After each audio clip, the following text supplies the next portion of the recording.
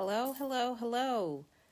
Hope everybody is well tonight. I'm sorry I'm on late tonight. This has been one of those days.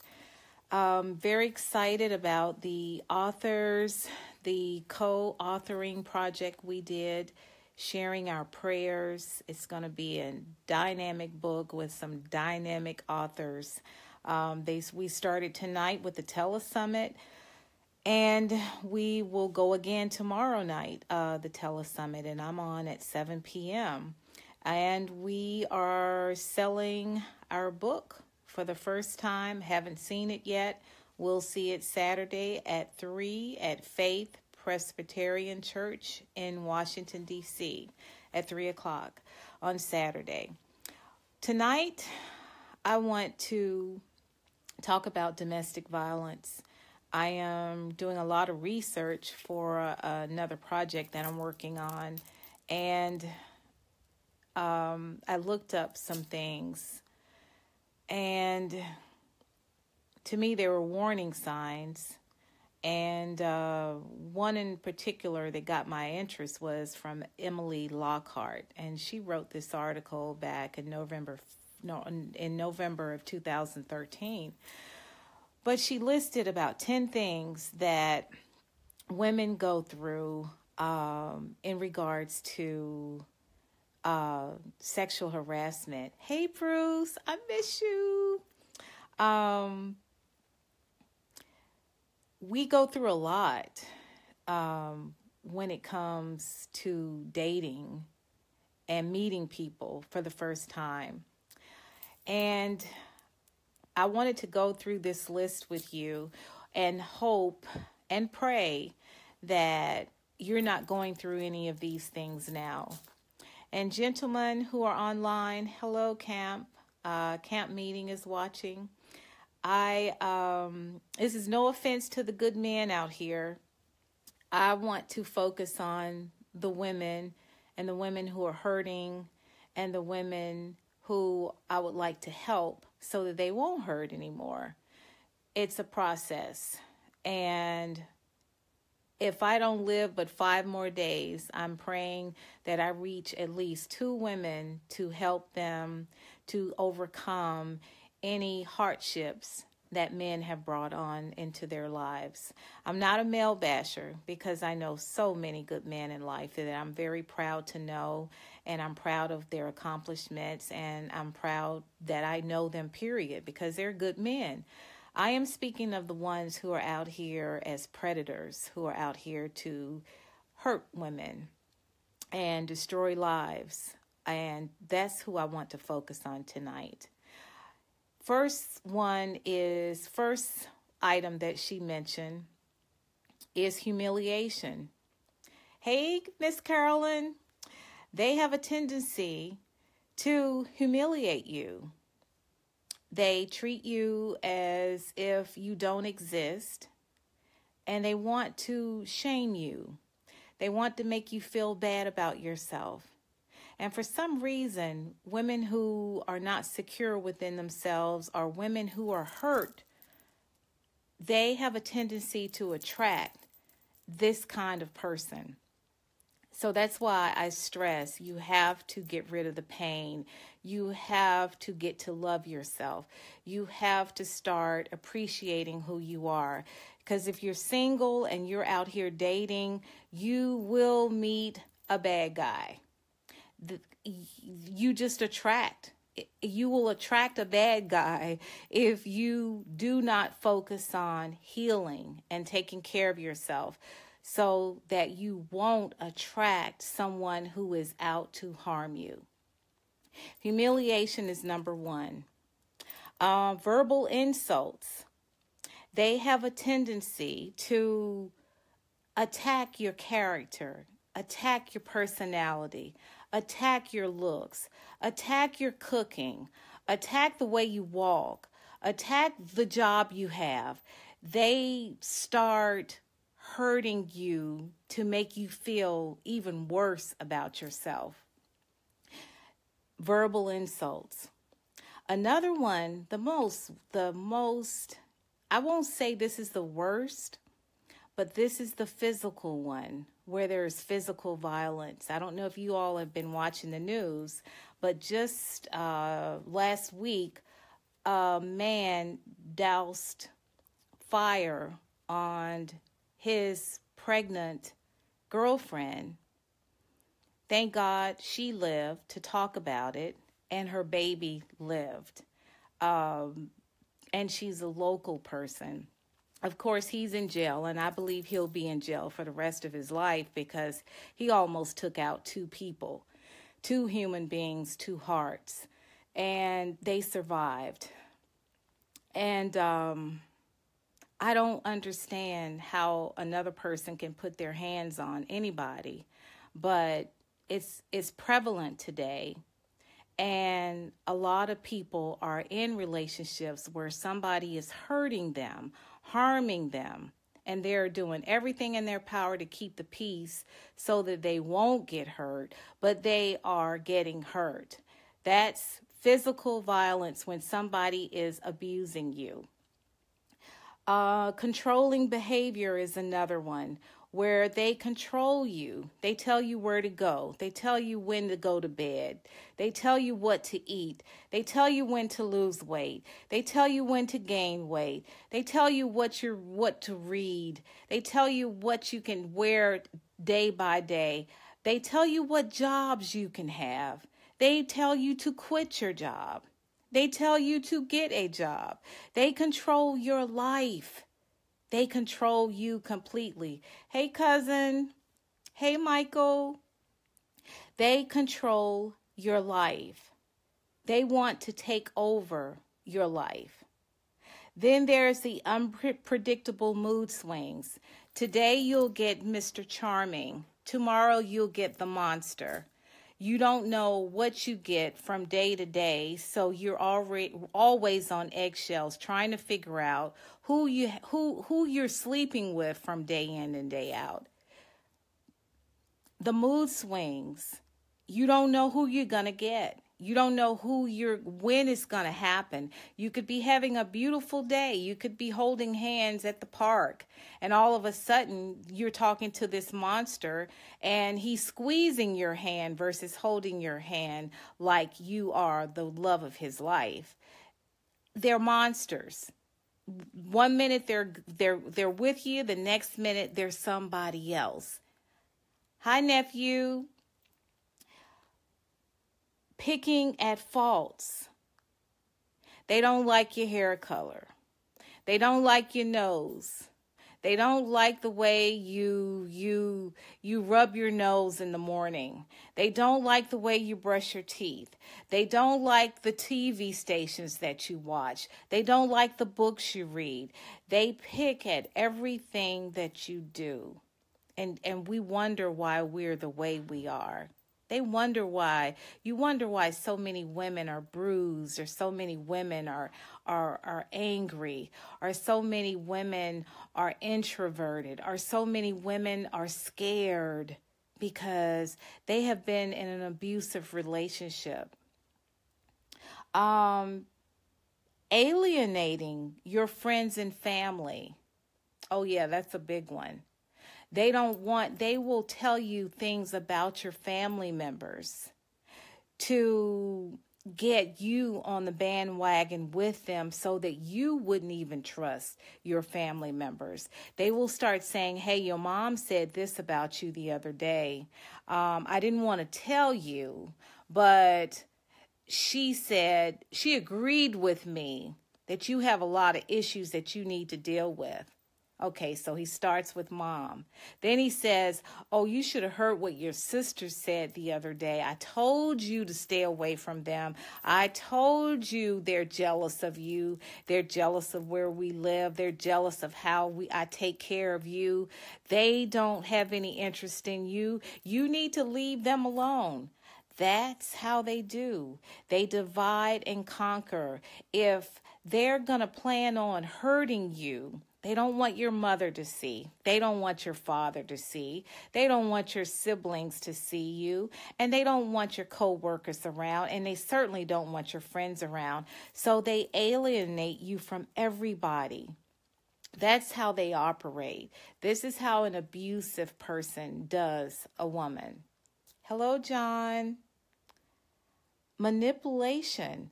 They manipulate you. Yes. They tell you things to make you think something else. For instance, they'll say, my lease is up. I don't know what I'm going to do, especially if they know you have a nice home. You're living alone. You've got room for them. You have several bedrooms. You have a big bed. Why can't they move in with you? So they start playing the manipulation games. My lease is up. Why can't I move? Can I move in with you? Or they won't even say that. They'll just say, my lease is up. And the sweet, warm, gentle creatures that we are, oh, you don't have a place to stay? Can you want to stay with me for a little while until you get yourself together or find another place? Oh, that's a great idea. Yeah, how about that? I can move in next week. I don't have many things to bring. Yeah, you wonder why he doesn't have many things to bring. Because he has hurt so many other women that everything he has is limited. So he might come to your house with just a few items and maybe a TV, because most of them have a television.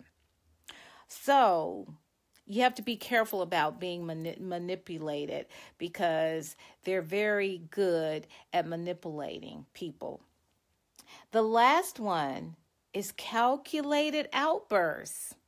They don't do it in public because they don't want others to know that they're abusing you.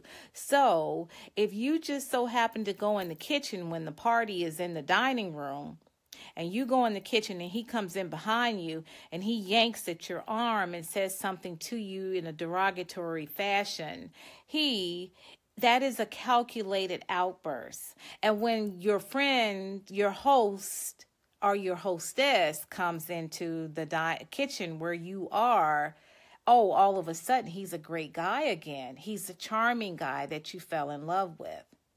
So you have to be very, very careful. Is my son on? Lord have mercy. Hello, Drew.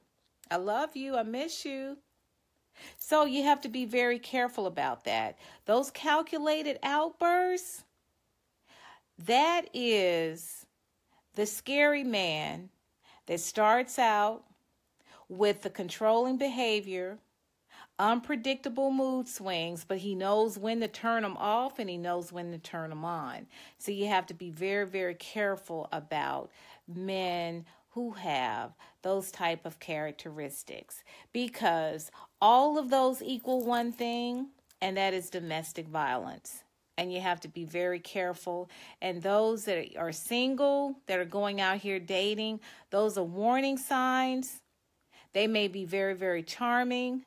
They may be very, very intelligent. But underneath it all, you have to be very careful of men like that, because they want to control you, they want to harm you, and they want to destroy you.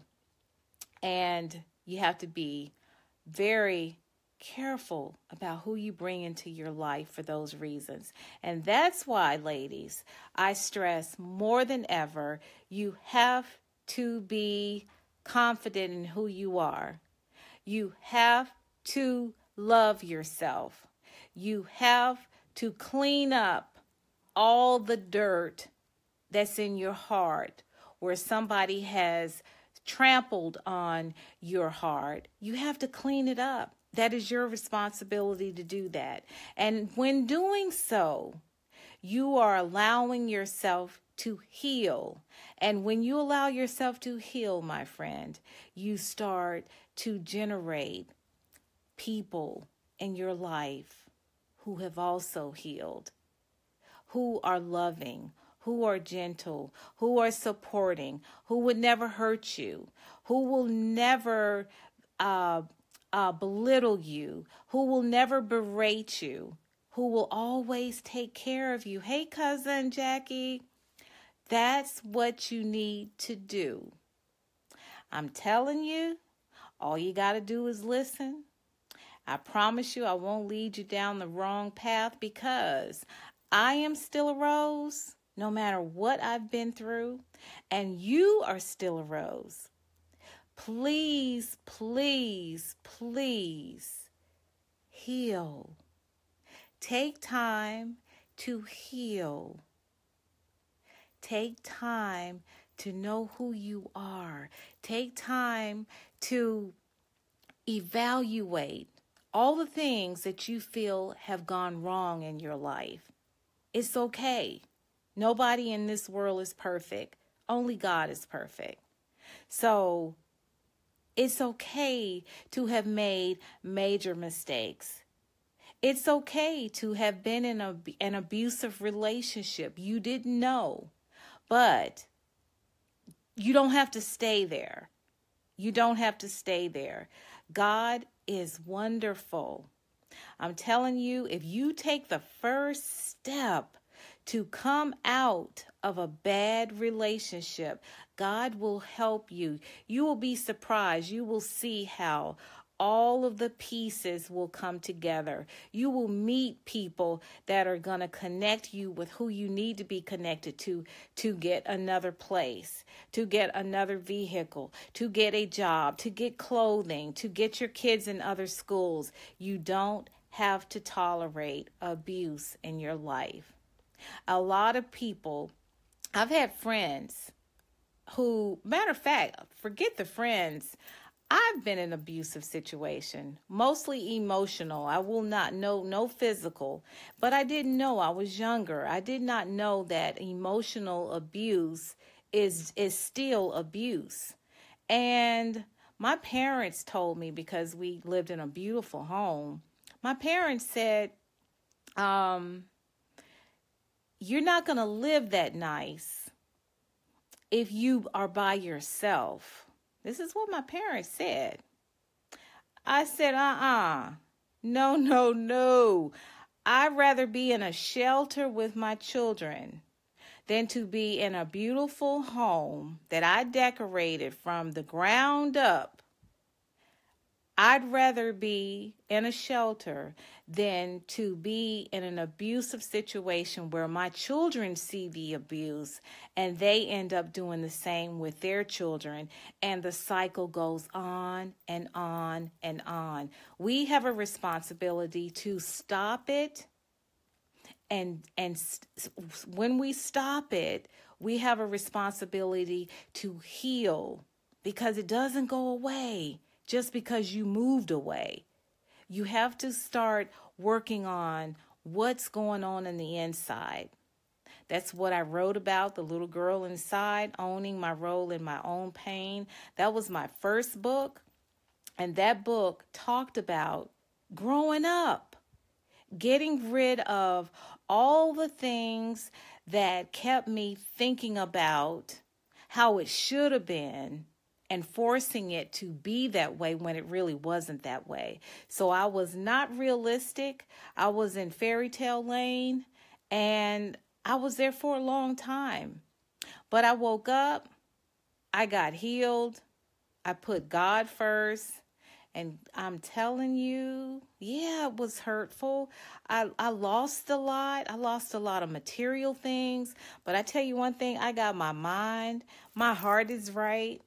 I have a circle of good people in my life. I have a good partner in my life. My children are doing well. I'm fine now. But I had to take the responsibility. I had to own up to my own pain. That's part of my first book too, The Little Girl Inside, Owning My Role in My Own Pain. That's the title of that book. I had to take responsibility. We have a tendency, women, to say, he did this, he did that. At some point, we have to look in the mirror. If we are continuously dating people or marrying people that have hurt us continuously, it's like a domino effect where we're in pain, we're being damaged. If we're being in a relationship that's abusive over and over again, we have to reflect. We have to start looking at ourselves. We have to start looking in the mirror. What am I doing What have I caused? What role have I played to make this happen to me repeatedly? Something's wrong. And you got to take responsibility and put that mirror up, because those abusers don't know each other, but you have seeked them out. So you have to ask yourself, why did you seek them out? How did that come about? How could you have met another person that hurt you after closing the door on another one that hurt you? So with this, I just want you to focus on loving yourself, loving who you are, and appreciating what you are and who you are, and the scars, because I'm telling you now, I wear my scars like my daddy wore his you can't call them, well, oh my goodness, I can't think of what you call them. My daddy was an Army officer. I wear my stripes and my eagles like an officer. I'll put it that way. I'm a conqueror. I am confident. I am powerful. I am loving. But all that came from loving myself after going through some things. And that's what we should do, ladies. We should conquer. Oh my goodness, the best boss I've ever had. Hello, Colonel Freeman. We have to remember one thing in life. And that is, we are conquerors, and we can get through anything we put our minds to. And ladies, if you're in an abusive relationship, I plead with you to get out of that relationship. You deserve better. You're strong. You're stronger than you think you are. And you deserve more than you think you have. And I guarantee you, if you take the first step, every piece that needs to be connected in your life will be connected so that you can go beyond and you can get what you deserve. So on that note, I am closing for tonight. I'd love to share with you all of these good things that are happening right now. My third book will be out in about 3 weeks. Our short story, the one that I was telling you about, we are doing the Telesummit tomorrow at 7 o'clock. So I will have all this information out for you so that you can hear me at 7 p.m. tomorrow. I will be at the Faith Presbyterian Church in Washington, D.C. on Saturday to share my testimony in the book, Share My Prayers, with 12 authors, me being one of them. So it should be a very, very fun day. And I'm looking forward to it. Those are some phenomenal women. And the woman that says overcome any kind of abuse. Yes, any woman that have overcome any kind of abuse, you are a champion. That's what my cousin says. And I agree. You are a champion because abuse is hard. Somebody hitting you, somebody throwing fire at you, somebody trying to burn you up, somebody stomping on you. Can you imagine that? So I just want to say we are champions. You're absolutely right, Jackie. And we got to do what we have to do. Melanie Anderson from Bristol is on. Hey, Melanie. Hey, Francine.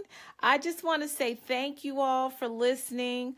I hope you share it.